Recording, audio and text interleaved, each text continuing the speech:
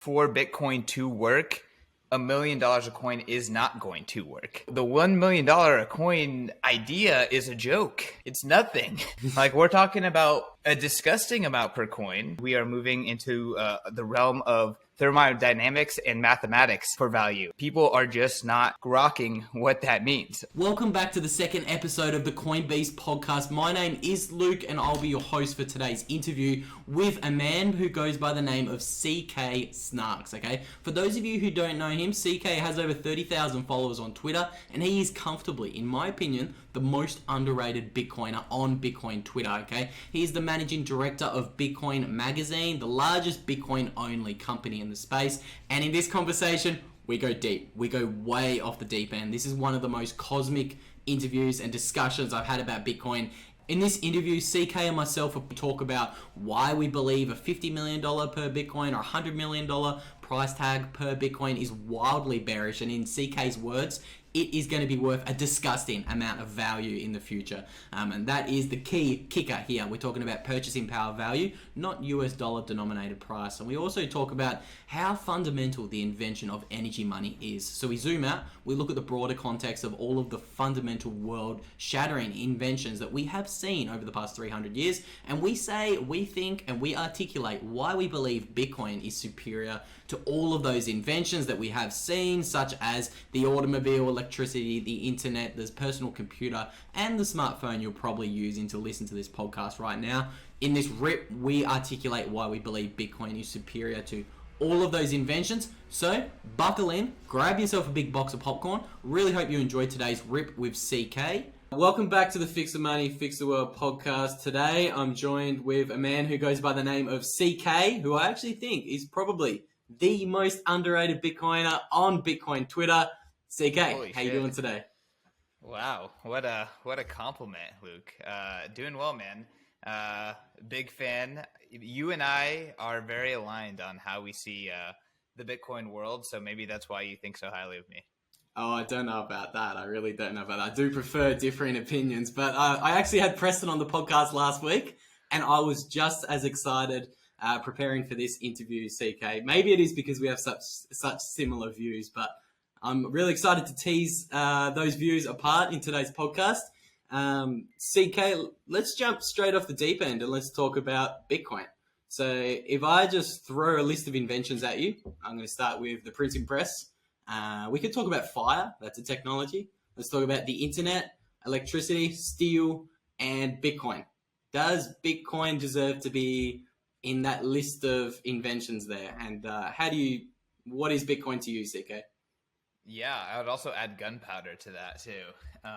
But yeah, the way I see Bitcoin is a fundamental change to the game that is life, right? Like there was before fire and then there was after fire, and it completely changed life to the tune of like the physiology of the human brain, right? And there has been a number of occasions where there have been like a massive technological innovation or improvement that affects everything, everyone and everything, and the rules are rewritten because of that. So one of my favorite OG old podcasts in Bitcoin is called The Bitcoin Game, and I personally think that now that Bitcoin has been invented, we are in the post-Bitcoin era, and we are now all playing the Bitcoin game. Bitcoin is now this through line that will define how humanity moves forward into the future. And therefore, when you look at how, like, what a Bitcoin world would look like, you pretty much have to throw away everything that happened before, because it doesn't matter anymore, because we're playing the Bitcoin game now. We're in this Bitcoin world now that Bitcoin has been invented, and it's just as big of a world change as gunpowder being invented. If you said no to gunpowder, you were dead at some point. Like either you or your children, but you didn't exist. The societies that embraced the new technology, they were superior, over the course of time. So I think that the same is true for Bitcoin. I think it's Bitcoin prosperity or like centralized poverty. Like that is the dichotomy that we're dealing with moving into the future. And I know that, we came out swinging here, Luke, but I think that's what you kind of wanted anyways. That's what we're here for. Let's come out swinging. I mean, for anyone who's maybe a little bit newer to the whole Bitcoin space and maybe thinks we have jumped off the deep end here, CK, I would just encourage them to think about Bitcoin as any other transformative technology. So obviously when automobiles were a new invention, the people riding around on their horse and carriage thought, there's no way we're all going to be driving around in automobiles in 10 years' time. But, you fast forward, a transformative technology whose time has come dominates the world. It's CK, you've said on the rounds a lot. Whenever I hear you talking about Bitcoin, you say Bitcoin is a binary bet. What exactly do you mean by that? Yeah, I mean, I'm a broken record, so I only got like 2 talking points, but I think that they're important. So I'm just gonna keep hammering away at them. But I mean, what I mean by that is I think that the way that Bitcoin operates is that it is a game theoretical incentive system that is designed to continue to perpetuate itself. And the reason why it is designed to continue to perpetuate itself is because if it can continue to perpetuate itself, then that means it can continue to enforce the ledger, which has a bunch of rules that we find favorable, like the 21 million hard cap. So the whole bet here is, can this incentive system continue to perpetuate itself? And is it effectively human incentive proof? And will it enforce the perfect money system, or will it not? Is the incentive system broken? Like, that's it. And I really do not think that there's this like weird world where Bitcoin continues to persist, but it's like just some other asset. Like, I think right now is the anomaly. This is the anomaly where there's still a cornucopia of all these assets that we all want to invest in, and Bitcoin is one of them, amongst a bunch of shit coins. Like, this is the anomaly. Right now, what we're living through right now is not what, in my opinion, is not what the future is going to look like. It's either going to look like Bitcoin is the thing, it's dominant, is worked, and it will be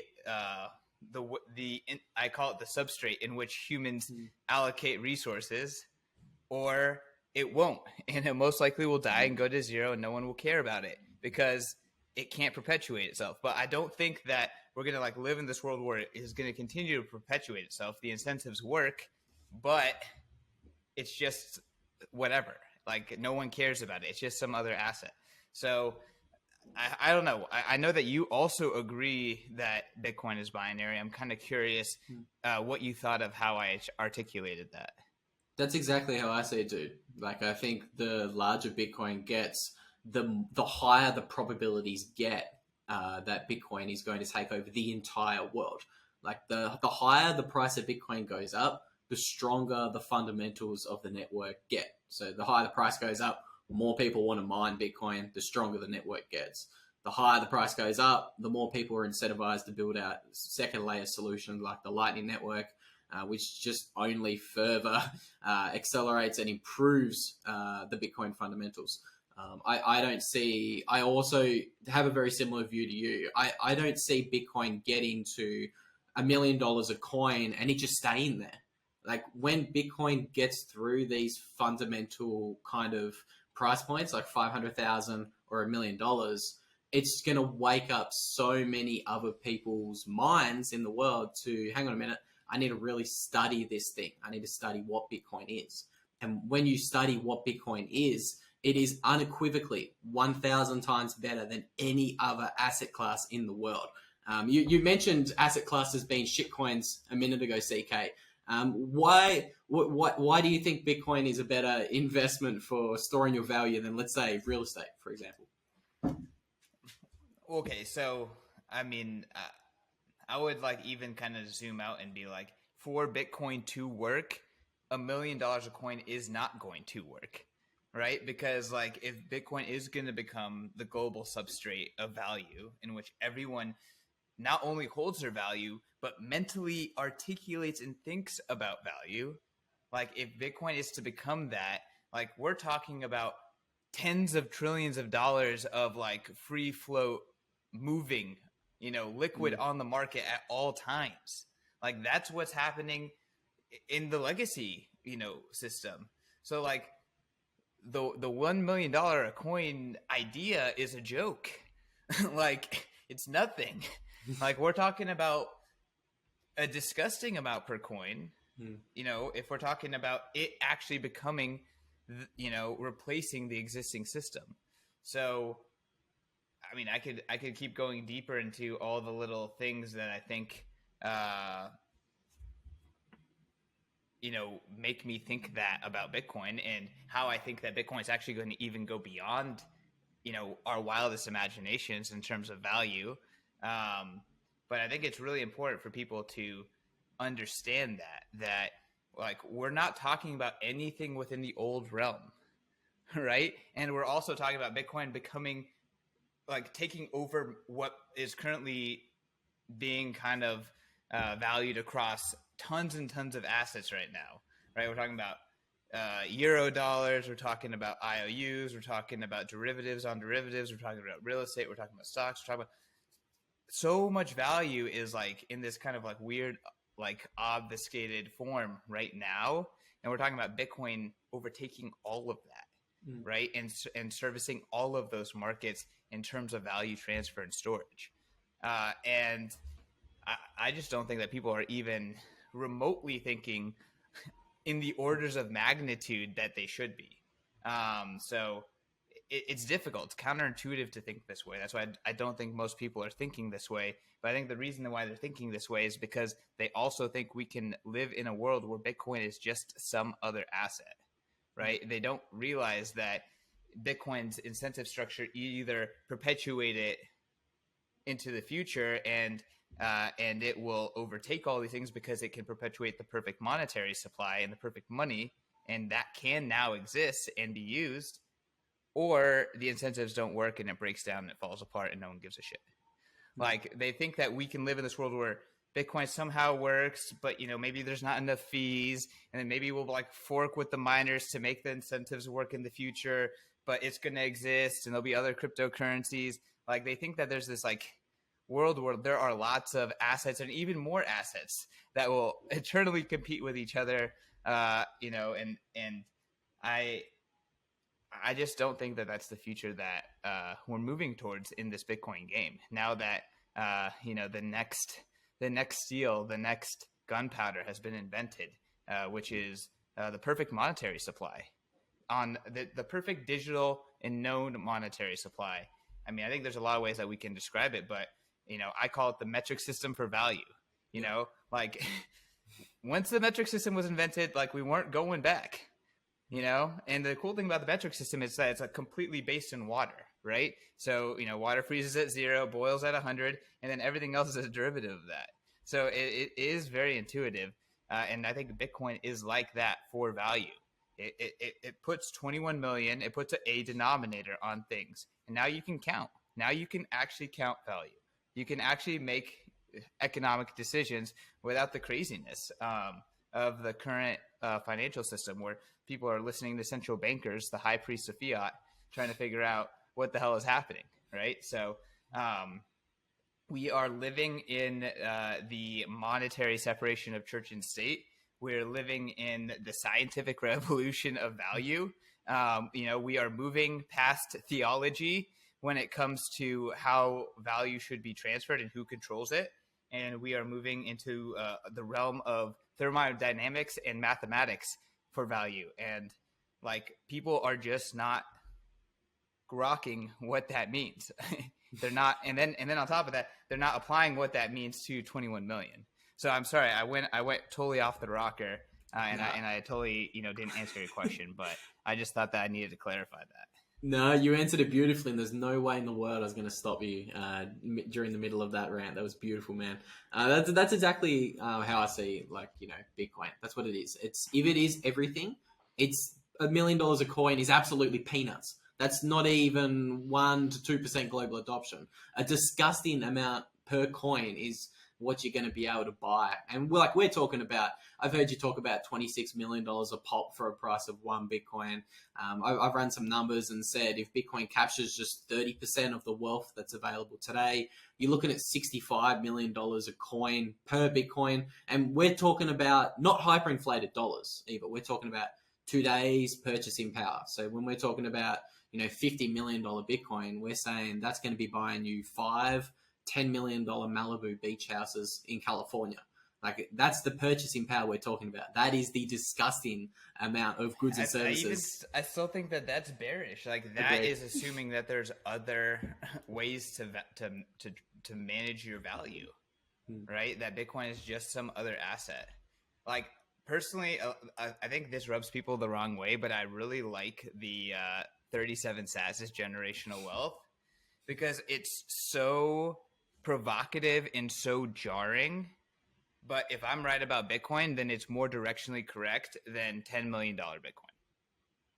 Like, if Bitcoin works, it's more likely that 37 sats equals generational wealth than one Bitcoin equaling $10 million, in my opinion. Like, that's the direction that we're going. Like we shouldn't even be talking about the cost per Bitcoin because it's going to be irrelevant for everyone because no one's going to be able to get it, right? Like, we should be talking about, like, how many sats is the average person going to get? And we should be talking about, like, what are the most practical naming conventions for below sats? Like, I've only heard millisats. We haven't, like, really gone that far beyond 2 decimal points behind, or 1 decimal point below sats. So I think, like, there's a lot of thinking that needs to be done around how we're going to make this work in a hyperbitcoinization scenario, because, like, $100 million per Bitcoin it's just off. Like, we're off.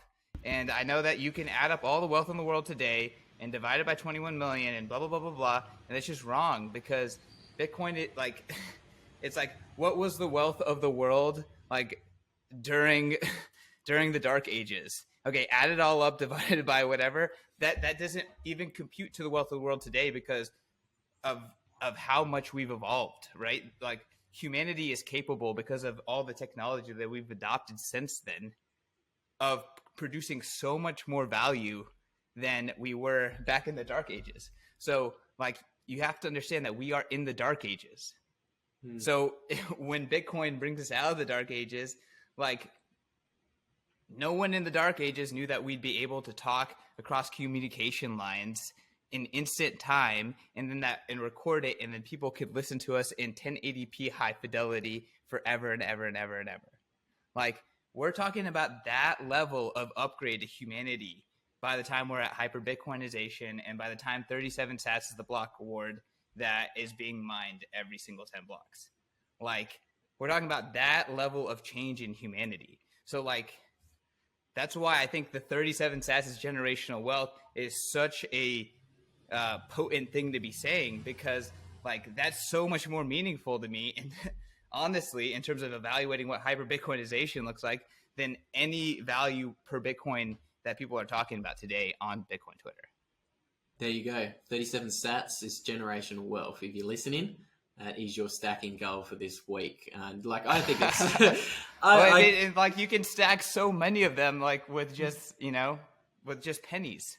Yeah. Right? I mean, I think 37 sats is less than a penny right now. So peanuts. Absolutely peanuts. People here in El Salvador should be stacking their 37 sats.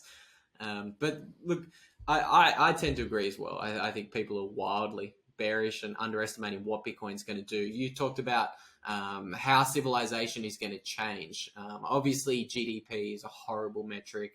2% growth, 5% growth. It's a bullshit metric. But what kind of unlock do you see that Bitcoin will enable in terms of growth? How productive is society going to become on a Bitcoin standard when every single person on planet Earth is using the same measuring stick and they're communicating and sending value to each other 24/7, 365? It's like, I'm not Nikola Tesla, it's hard for me to estimate that, right? But to being directionally correct, you have to at least like be humble enough to know, like, how off you're going to be in your estimates, right? but I think it that's what I'm saying. It's like gunpowder. It's like electricity. It's like fire. Alex Fedsky, a friend of ours, he said he calls the like people who adopt Bitcoin or the humanity post Bitcoin as Homo Bitcoinicus. Like there are evolutions that literally change our brain. Period. I was reading a book and it was talking about how if you are literate, like you can read, that it actually makes it so that you can't read lips and faces as well because it trains a different part of your brain. And then a different part of your brain is actually tuned to focusing in on and interpreting written text rather than faces, rather than the oral tradition is replaced by the written tradition physiologically, right? So like 21 million hard cap, using that as a way to measure and communicate value as a mental operating system will change our brains, literally. Like, I'm not joking around. So, like, again, like it's hard for me to even articulate like the measure of change that is going to be, other than if Bitcoin is going to continue to perpetuate itself, if it is actually a better system, we will create more value, and therefore all of the world's value divided by 21 million is not a valid way to measure what the world is going to look like in the future if we're on a hyper-Bitcoinized standard, if we're on a Bitcoin standard. So we have to find a different way. I came up with 37 sats because it was very simple. It's the block reward when I chose it in 100 years. Now it's like in 94 or 96 years or something like that. So, at some point, more energy than we can imagine will be harnessed towards trying to get those 37 sats in 96 years if Bitcoin works. So therefore, it must be worth an enormous amount of value, right? Like that's how the logic works to me, and we got to think of different ways. Like we got to think of better ways because frankly, they're categorically and grossly bearish if Bitcoin works. Like that's the most important thing. It's like I'm not going to be able to articulate to you what Homo Bitcoinicus is going to look like and do we have flying cars or not. But I will tell you that it is a better system. We will create more value because of a better system. And because of that, you can imagine that we will, like the amount of value per Bitcoin is going to be ridiculous. It's going to be absolutely ridiculous. Yeah. At least compared to today's price. Like that's the point. Like it will be totally normal at that time, but compared to today's price, it'll be absolutely ridiculous. Definitely. Fun little fact for anyone. If you haven't read the book, Where is My Flying Car? I just put that puppy away last week, and I think it's a brilliant book. And I do think Bitcoin and Homo Bitcoinicus is going to give us flying cars this century. So we've definitely crushed that topic. Obviously, most Bitcoiners, you're too bearish on Bitcoin. I think something else that is something we definitely got to hit on is most Bitcoiners are bearish on the timeline. Okay, we've established the world is going to onboard onto a Bitcoin standard. I think a lot of people think, okay, maybe we see a Bitcoin standard by 2050 or 2075. Most people think hyperbitcoinization's not in my lifetime, right? Yeah, that all the time. All the time, even the most hardcore. That's for the grandkids. Yeah, that's what they say. What do you think, CK? What time frame? I'm just an idiot in my house, thinking about Bitcoin all the time. So what do I have to? What do I know about how this plays out? But my gut, just looking at other technological innovation, is that it happens a lot faster than that, and it's already happening very quickly. As someone who's observed this thing now since 2017, I think it's happening really quickly. Like it's crushing my wildest expectations. And on the flip side, looking at the fiat world, it's like, wow, this shit is escalating real fast. Like I should go back and listen to some of my pre-COVID podcasts because I feel like my commentary on the world must have been so different than it is now. But, clown world is really escalating quickly. And central banks are making a lot of mistakes, and countries are making a lot of mistakes, and Bitcoin is just here producing order, producing blocks every single 10 minutes and working. And I just don't think that it's going to take that long. Like, I think that, one of my lines was like, telephone calls migrated over to telephony very quickly.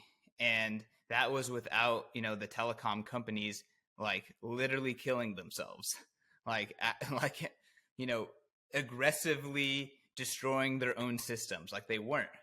That, it just happened because it was a better system. And, to be honest, like, Bitcoin is competing against like a whole pile of sludge. Like, no one knows what's happening. It's like pretty much the equivalent of the Catholic Church selling indulgences. Like, that is, in my opinion, a very accurate representation of how central banks work today. And there's an enormous amount of shadow banking. I believe the Bank of International Settlements, which is the central bank of central bank, they do a ton of research. They published a report that said there's $80 trillion in the shadow banking system, just unaccounted money that they have now accounted for. So you can imagine how much other unaccounted money they have not accounted for yet, since there was already $80 trillion of unaccounted money that they are now just becoming aware of. So, like, not even the central bankers can count this thing. Like, we're talking about like a pile of sludge versus like the most pristine value measuring system that has ever been invented. Like, it's not going to take that long, people. Like, it's not. And then on top of that, from a technological perspective, like, the hardware's already there. The internet cables are already there. The networking systems are already there. The hardware's already there. It's all globally distributed. Like, it's all there. Like, there's nothing, like, we're going to keep building and making the network bigger and stronger, but the network's here. Like, the infrastructure's down. It's on. Like, you can plug it in anywhere. This thing is going to catch on like it is catching on like absolute wildfire. And the central bankers are like blowing into the flames. They're like, they're spreading it. There literally is no better marketing for Bitcoin. And I'm a full-time Bitcoin marketer than central banks themselves. So maybe they'll fight back. Maybe they'll come up with a better system. The Catholic Church had the Counter-Reformation, so maybe we'll have the central bank's Counter-Reformation. But in the end, the cat was out of the bag. It was over. The Bible's translated, got spread across the world. People started interpreting it how they wanted to interpret it. And now here's Bitcoin. Bitcoin effectively has spread the ability for people to own their own value, to have a system where they can count, for them to completely understand and validate and opt into every element of their monetary system. And if you don't like it, you can copy it. And Bitcoin effectively introduced, the long tails of shitcoins into the world, which in my opinion, it pretty much floods out, the government shitcoins. Like, they all get drowned out by the long tail of shitcoins. And here's Bitcoin, just chugging along. Pristine asset. So I'm bullish, I mean, to say the least. But I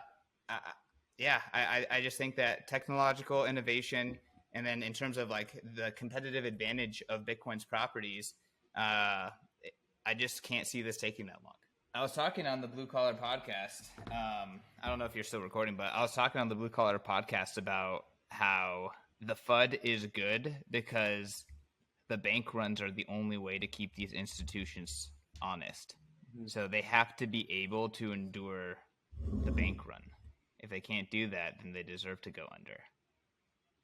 I agree. I actually think, so this kind of ties into what we were talking about a minute ago. Like, I think the past, 24 months, most people look at the price of Bitcoin. Okay, price is down 75, 80%.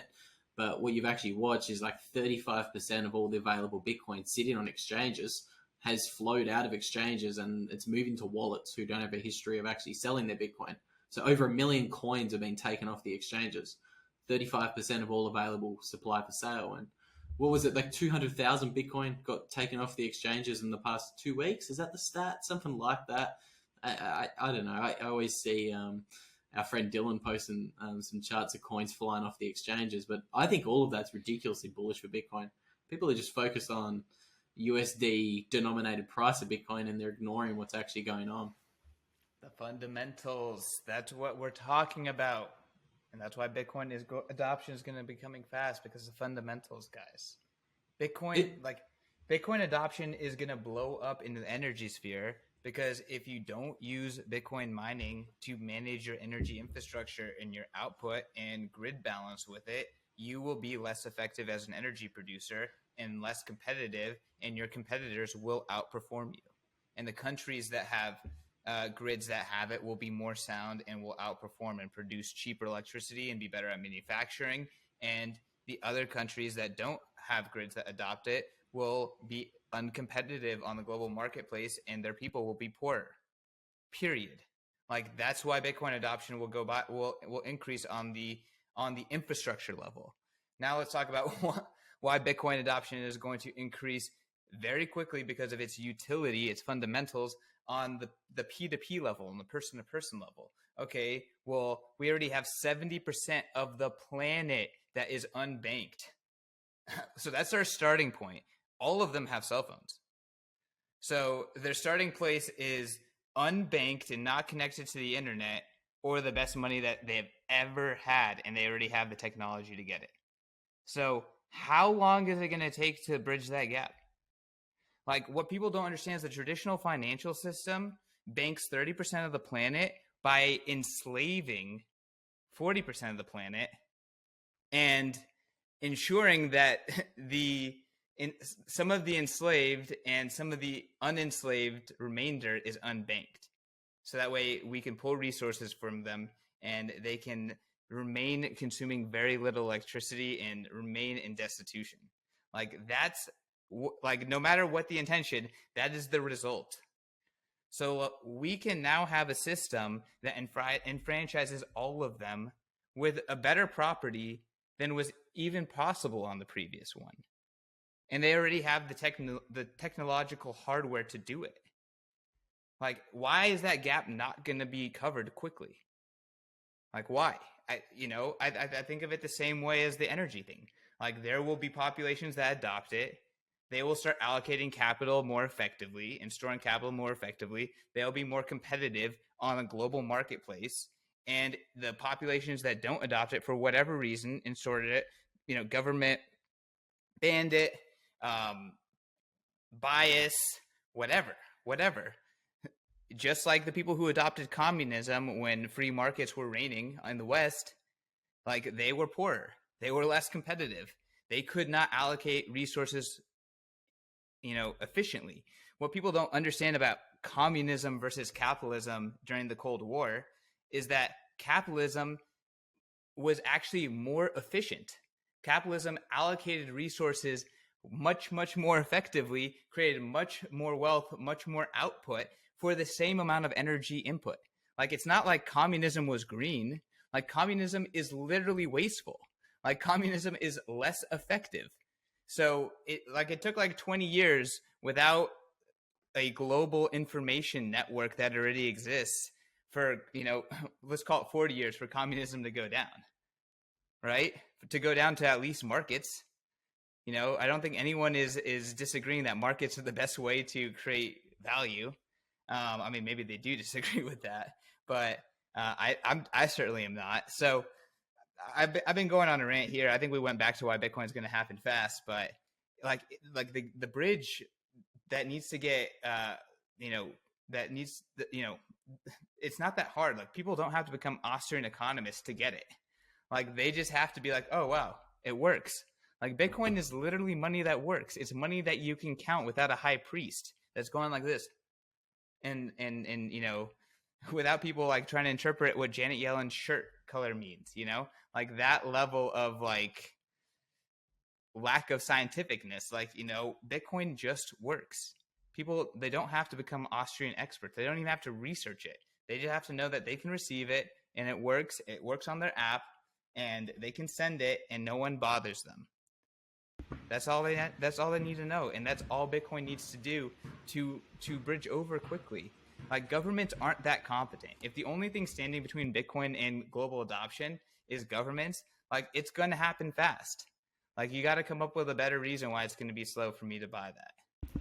They're doing their job for us, dude. Like, I think that's the biggest thing people are missing, how fast and how rapidly everything is changing post 2020. I see 2020 as this massive kind of catalyst or inflection point where everything got kicked into overdrive. So, like, obviously, the example I was telling my roommate earlier was in 2020, there was 0 countries that had Bitcoin as legal tender. In 2021, there was 1.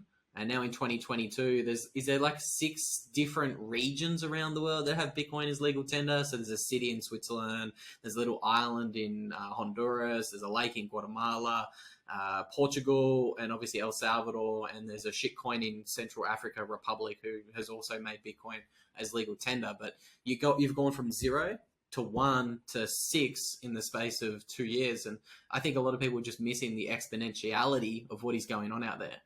Even if you look in the macro world, in 2020 there was how many countries with inflation above 10%? I'm not sure. I think the number was low. But then in 2022, the number of countries with inflation above 10% is massive. I think it's 30 or 40 countries have official government manipulated CPI inflation readings above 10% per year. So I think, like, and obviously you've been doing heaps of work over at Bitcoin Magazine recently, and you always talk about how quickly that conference is growing. Everything is growing exponentially in the Bitcoin space. And do you know the numbers actually how rapidly the conferences are going between 2019 and 2022? Yeah, I know them, absolutely. I know you do. I mean, so 2019, we were at 1,800 people, so a little bit less than 2,000 people. 2020, which actually got canceled and never happened, it was on track for, let's just call it 3,000 to 4,000 people. It's impossible to know because the COVID rumors pretty much crippled that event. 2021 was 12,000 people, so it went from 1,800 to 12,000. Pretty much between COVID and mid 2021. And then Bitcoin 2022, which was this past April, was 25,000 people. So, I mean, in the scope of 4 years, scaling from 1,800 to 25,000 is pretty insane, to be honest. And it has definitely created a lot of administrative stress on my end. I'll have to say that for certain. But at the same time, like, the Bitcoin conference is a physical manifestation of the Bitcoin ecosystem. It's the people of Bitcoin. It's the companies of Bitcoin. It's the tourists. It's the brands. It's the colors. It's everything. And just seeing it all come together in real life and fresh in the flesh, it's honestly intoxicating. It really is. The Bitcoin conference, Bitcoin 2022 in Miami this year, it was an enormous amount of fun. It was one of the biggest fintech events ever in history, and the Bitcoin conference in general, the biggest Bitcoin event of the year, is a top fintech event globally, which is kind of a crazy thing to think about. But like, that's already where we're at. Like, Bitcoin is already the top fintech, right? Like, the Bitcoin conference, just one of the many conferences, talking about Bitcoin, is already one of the biggest fintech conferences, right? So what happens when Bitcoin grows that next level up? Will it be bigger than any other fintech, in the world, right? Will all the fintechs start running on Bitcoin rails? Like, will all the fintechs be at the Bitcoin conference, in the next whatever, let's call it 3 or 4 years? Like, that's the trajectory that we're talking about. So, I mean, for me to be someone who went from putting on an event of 1,800 people to, like, in less than 10 years, have an event that potentially could host all of the fintechs in the world as well as a heap of new ones, as well as like maybe all the energy companies in the world, as well as maybe all of the nonprofits in the world, as well as maybe all, like you could, like the scope of the Bitcoin conference is it's exploding in real time. And I don't really have much else to say. It's honestly unreal. Yeah, I know. It's growing so quickly, my dude. It's great to be there. 2022 was my first year going to the conference, and it was like, it's goosebumps inducing kind of just bullishness. Not bullishness in terms of price, but it's just amazing to be around 25,000 other Bitcoiners. I don't think price was actually mentioned once at the conference. It's about the revolution. It's about separating money and state for the first time in 5,000 years of monetary history. And to meet 25,000 other Bitcoiners from all parts of the world congregating in one center in Miami, it's unreal. It's an unreal experience. Everyone listening in should definitely check out 2023. Bitcoin Twitter in real life. Yeah. I mean, I was gonna say it's Bitcoin Twitter in real life, and we've been kind of perpetuating this meme. Is join us in Miami, the end of Bitcoin winter, Bitcoin 2023. So Miami, it's Miami 16th through the 18th. It's gonna be an absolute blast, and I think it's gonna mark the end of Bitcoin winter. So come join us there. It's gonna be awesome. I hope you're there again, Luke. Let's definitely find time to hang out this go around, and it's gonna be a blast. Looking forward to it. I'm gonna have to catch you at the next one. Just a second ago, you talked about Bitcoin mining, and I think I can't remember on what podcast. I don't want to put words in your mouth, so correct me if I get this wrong. But you said something along the lines of the energy revolution that Bitcoin's going to induce could nearly be as important as the monetary revolution that Bitcoin is. Did I frame that correctly, or how do you see the Bitcoin energy revolution that's going to take place? No, yeah, I think you framed it perfectly well. And the basic way that I see this is that Bitcoin mining is a massive, massive, massive innovation in the ability for energy producers of any and all scales to capture, monetize, and manage their energy grids. And the efficiency gains from Bitcoin mining being introduced into energy infrastructure is going to so dramatically improve the cost of energy and the ability of people to gather and gain access to energy across the globe that it can't be priced in. And effectively, the idea of being able to take energy prices to pretty much zero because of the competitiveness and the efficiency gains of having Bitcoin mining as the energy buyer of first, last, and last resort, that potentially pretty much humanity getting free energy, getting access to unlimited free energy as like that concept, like that could be more bullish for humanity. That could be an even bigger deal for humanity than humanity having a perfectly sound system for measuring value. I mean, the beautiful thing is that these things don't have to compete. They mutually assure each other. So Bitcoin is such an incredible technology, but I personally don't have a dog in the fight here. Like, I'm not saying that it is a bigger deal. I'm just saying that it's such a big deal that it could be that big of a deal. Like, it's such a big deal, Luke. It's such a big deal. Like, the majority... Okay, let's talk about how much the percentage of the planet that's unbanked. Okay, let's talk about the percentage of the planet that does not have sufficient, consistent electricity. Like, we're talking about the entire global south. Like, we're talking about Puerto Rico, an American, part of America. Like, they have intermittent energy there. They don't even have consistent baseload. So, like, if Bitcoin can fix that across the globe, Wow. I just can't even begin to start to think about what that means for humanity. Type 2 civilization. That's where it's going to take us. Type 2 civilization on the Kardashev scale. So what does that mean for the new listeners?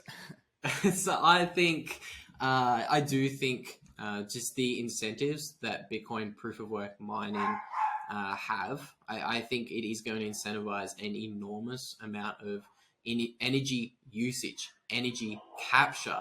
There is so much energy in the world that is wasted today. I think it's 30% of all energy today is wasted. And so if you have a look at you go, jump in. More. It's more than that. So much. Because it's all inefficient too. So even what's not wasted is not being managed well. Exactly. It's a hard problem to solve, especially without Bitcoin mining. But Bitcoin mining's here. And those who adopt it will be more effective. And that's why everyone will adopt it. Couldn't agree more. Like if you look at, there's a chart called the Henry Adams curve, and it shows how much energy per capita we have used as a civilization over the past 300 years. And you can see since the Industrial Revolution in the mid-1800s, we were on an exponential trend until 1970. 1971 rolled around and we've actually began using less energy as a civilization, less energy per capita for the past 60 years, for the first time in that 350-year trend. So Bitcoin mining fixes that. Yeah, and what that trend doesn't actually spell out, but people need to understand is that in order for us to use less energy, but for the first world to maintain its lifestyle, that means more and more people have to be shut out of access to that lifestyle, right? Like that's what's wrong with the fiat system, is that it is for the few to continue to advance inefficiently at the cost of the many. That's what's wrong. So like people will look at that like, oh, yay, we're using less electricity now. It's like, no, it's actually people stopped gaining access to higher lifestyles. So that way the people who already had a higher lifestyle could, maintain their lifestyle without increasing energy expenditure. That is that's what's wrong with this whole thing. It's unfair, it is unhuman, it is immoral, right? It is preventing people from creating value. It is preventing people from living their best lives. It is preventing people from, from being able to, what's the Maslow, to achieve self-actualization. Maslow's hierarchy of needs, yeah. Exactly. So, like, I want to unlock all that human capital. I want to plug it in. I want to bring it online. I want to make sure it has energy. I want to make sure it has access to value transfer and value communication. And I want that energy to create more value for the planet and to create a better life for all of us holistically. And Bitcoin is the substrate that can make that happen. Like, it's so important. And I mean, can't be bullish enough on it. You really can't.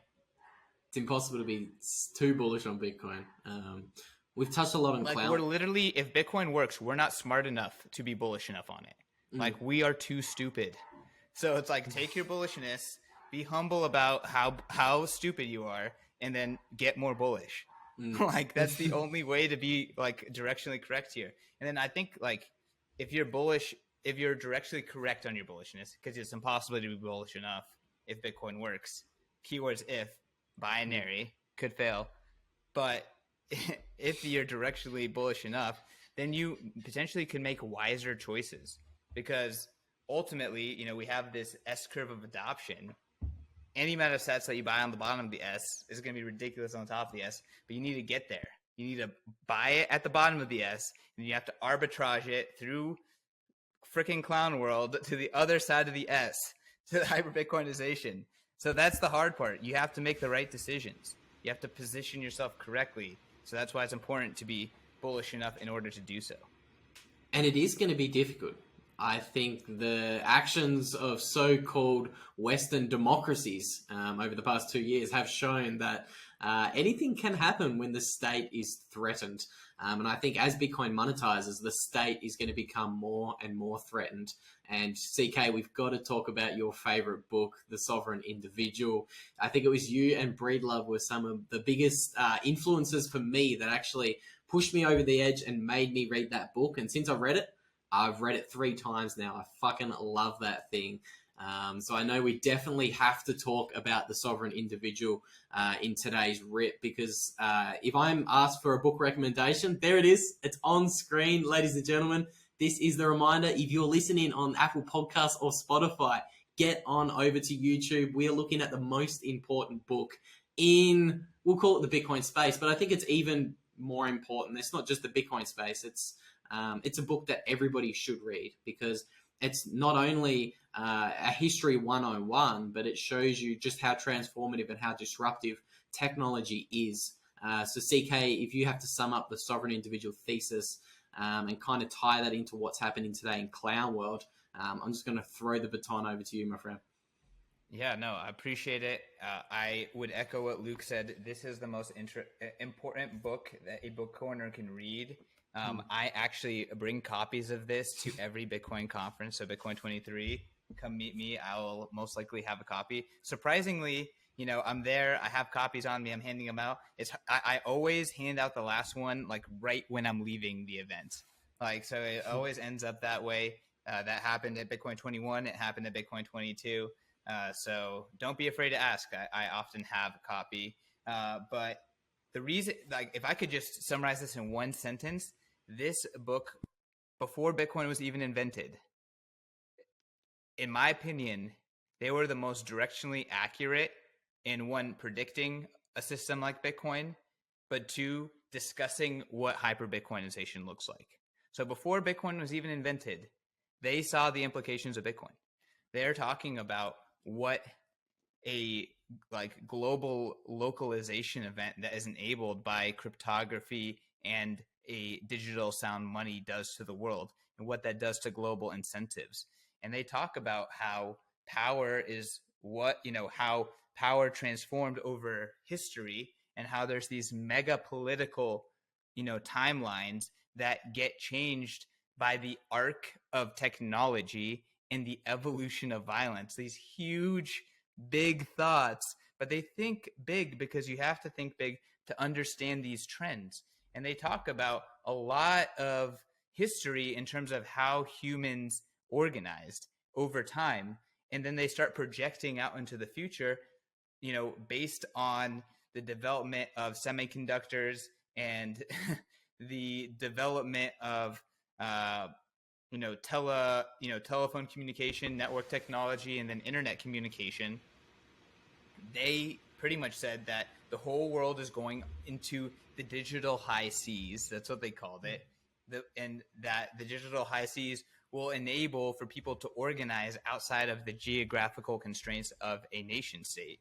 And then they start talking about how nation states are going to start falling apart because they're unable to effectively tax individuals, and that individuals can now move from one nation state to another in order to get the best tax treatment and life treatment. And they can now become customers of nation states because they now have money that they can take and property that they can take with them wherever they go geographically. So I know I'm going on a rambling trend or on a rambling rant, but this is such an important book because you are not bullish enough. You have not thought about hyperbitcoinization enough.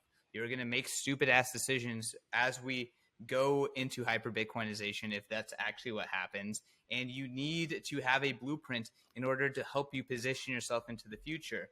And unless you understand what is going to happen on a global level and what has happened in the past on a global level, when there are massive technological innovations similar to Bitcoin, so like gunpowder, the fire, the printing press, all of these kind of things, that you might be off. So I really do think that Bitcoiners need to think about what the world is going to look like if Bitcoin works. They need to understand what hyper-Bitcoinization may look like. And this book is proven to be directional. It's not even, it's like, hey, they were directionally correct in 1997, and then over time that got proven out, right? So in 1997, when this book was published, which means that they wrote it before then, right? They guessed Bitcoin, and then Bitcoin happened in 2009, right? That like that's directional correctness. If I could, if I could see it, so they were also directionally correct on COVID lockdowns. That's another big trend, right? All of this is connected. What you understand is like all of this stuff is connected. The breakdown of the current incentive structure and the building of the new incentive structure, which we all will use and migrate to, like it's all connected. And these guys forecasted it. They forecasted it before it was obvious. Like it's so much more obvious today than it was then. Then like there wasn't even like a cozy, nice UI to use the internet. There still wasn't. Like here we are talking about their book over internet channels where literally I'm looking at you in real time in high fidelity, and then this will be repeated forever in cyberspace. Like how freaking right were they? How freaking right were they? So, and we're not even that far away from their predictions. So there's, maybe the one thing they're off on is these guys were too bullish. These guys thought it was going to happen faster than it is. They did. They are. They didn't see how big China would get on the fiat system either. They didn't give the fiat system enough credit, I guess. So maybe I'm doing the same thing, but they're still so. I mean, gosh, they're already proven to be right, and if they're directionally correct, and they've already been proven to be right, my guess is that they're going to continue to be right. So y'all, Sovereign Individual, if you haven't read it, just get the audiobook, get the physical book. I think the physical book is great because we need to spread this around the globe. We need to make it like the Bible where it's like it's around. We got this distributed. Exactly. So, like the alpha that you get from reading this book is worth it, and it's a hard book to read, but it's worth it. Make sure you read at least the first couple of chapters, and especially the last chapters. The middle can be a little bit of a history lesson. It's a good history lesson for those who like it, but no, you need to read all of it. Stop being weak. You will emerge out the other side stronger. No pain, no gain. Exactly right. It is a prophecy, not a book. The COVID prediction that as soon as COVID happened in 2020, I think I'd read the book in 2019. And as soon as it happened, I thought of the book straight away. I thought, no fucking way. If anyone who hasn't read it, in 1997, the authors predicted that a way the nation state might try and crack down on the digital nomad who tries to hop from tax safe haven to tax safe haven is the book says that the government might create something like a fake biological virus to give them the excuse to lock down the entire world to stop that sovereign individual from leaving leaving the high tax region of that Western country in favor of a tax safe haven. It's one of my favorite quotes in the book. There's many. Dude, it hits you in the face when you read that post-COVID. You could just skim over that like it was nothing pre-COVID. But when you read that post-COVID and you know that book was written in pre-1997, that smacks you right in the face. It makes you dizzy. It makes you dizzy. Like it's seriously a crazy book, guys. Like wow. Like and it's so well sourced and cited too. Like if you want to go and understand this space for real, read this book once and then go through the freaking citations and read what they read. Like that's the real good stuff. This is pretty much a summary. Exactly. Something else that's a good book, CK, is obviously the printed editions of the Bitcoin magazines. What's going on over there at Bitcoin Magazine headquarters? You are, is it managing director? Look at that. That is an armful of goodness. Dope. Get yourself a copy, ladies and gentlemen. Oh yeah. So big fan of what we're producing here at Bitcoin Magazine. This is my personal sealed collection. But we're putting out physical manifestations of Bitcoin history. And these things are cypherpunk, man. These things are badass. Like my neighbors are pretty cool young folks. They have no idea what Bitcoin is about. I gave up a magazine, and this dude is like, "Yo, when's the next one coming out? This is cool." Like Nice. you guys are calling out Justin Trudeau, like putting like snakes and like whatever on his face. You know, it is punk. It is punk rock, and Bitcoin's punk rock. Bitcoin has a personality.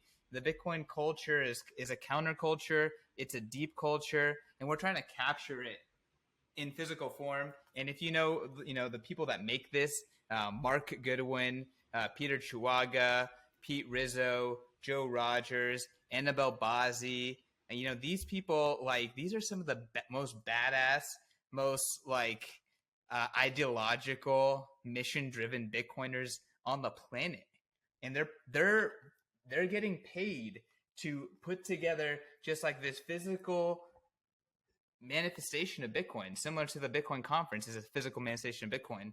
You know, it's just cool. It's cool, and I think it's a part of history. We're very early in this Bitcoin game. We're very early in Bitcoin adoption, and I think that you know you're gonna want these early pieces of Bitcoin history, these early pieces of Bitcoin culture.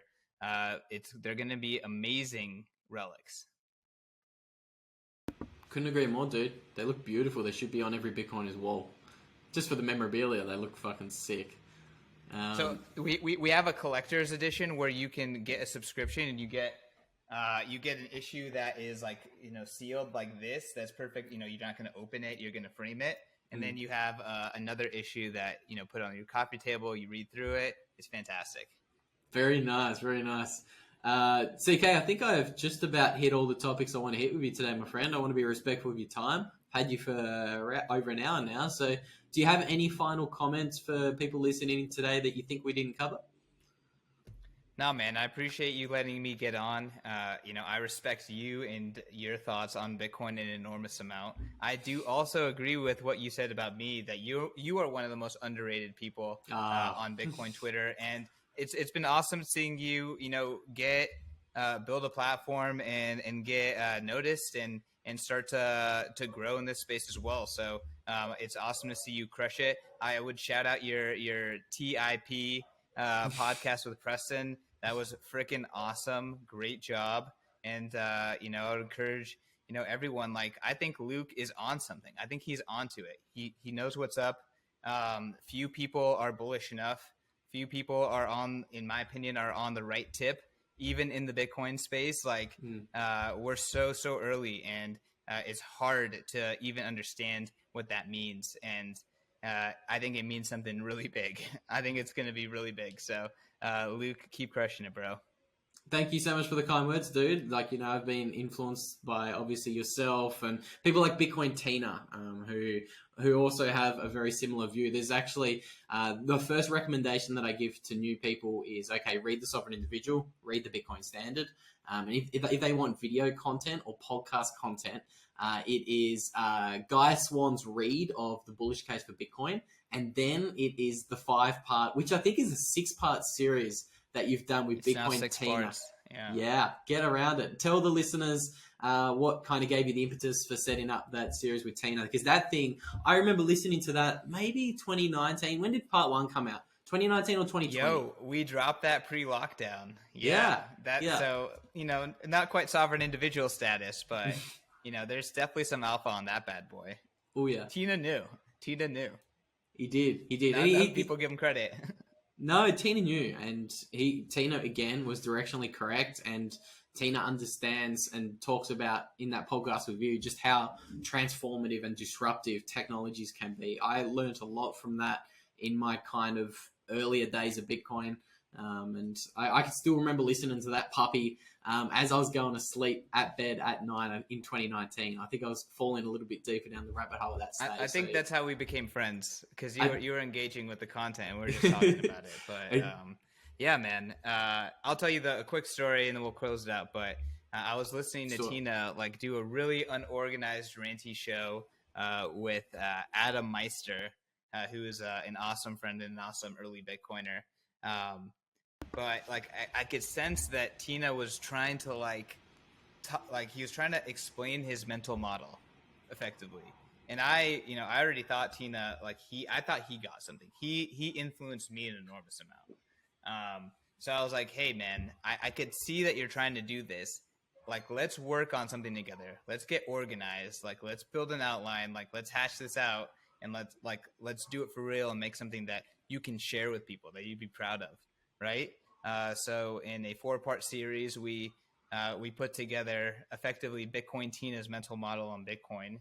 And then from there, we did a 5th-part series, which is called The Hardest Trade, which talked about, why we think trading Bitcoin is extremely hard and you should just hodl. Hodl what you can afford not to lose. And then we followed that up kind of warning Bitcoiners about how hard it's going to be to hodl through this part of the S curve, the vertical part of the S curve, and how that's going to people are going to make mistakes. Bitcoiners are arrogant, and they potentially, I personally think that Tina's right on this, and that a lot of Bitcoiners are arrogant and they don't know what they have, and they're not positioning themselves to be anti-fragile to turbulent market conditions. And they may have topped, like, I think a lot of Bitcoiners they're getting very close to their personal all-time high top of sats. Not like, hey, like it's a good thing. Like you now have more sats than you ever had, but no, like you're going to have less sats into the future because you're going to fuck it up. Like this is it. This is your peak stat count. And just like all those other people in the past who fucked it up some way because of ignorance, I think current Bitcoiners will also fall prey to that. So we have to be careful, and we have to position ourselves well. And that's what that part 6 is about. So part 1 through 4, mental models on Bitcoin. Part 5 is the hardest trade. Part 6 is warning about humility, effectively. But all of that has influenced me a lot. And I think, a lot of that I hope came out, in my rants on this podcast. Hey, thank you so much for your time, dude. It was a phenomenal rip. I'm sure the listeners will get something from it. The listeners will definitely get all sorts of value and alpha from that 4-part series you did with Tina. That's timeless. The first 4 parts of that, absolutely timeless. Everyone should definitely check it out. I'll slap links to that in the description of today's video. CK, where can the listeners send their love mail or send their hate mail to you? Is email the best place, or Twitter? I would assume. Twitter. Yeah. At CK_Snarks on Twitter.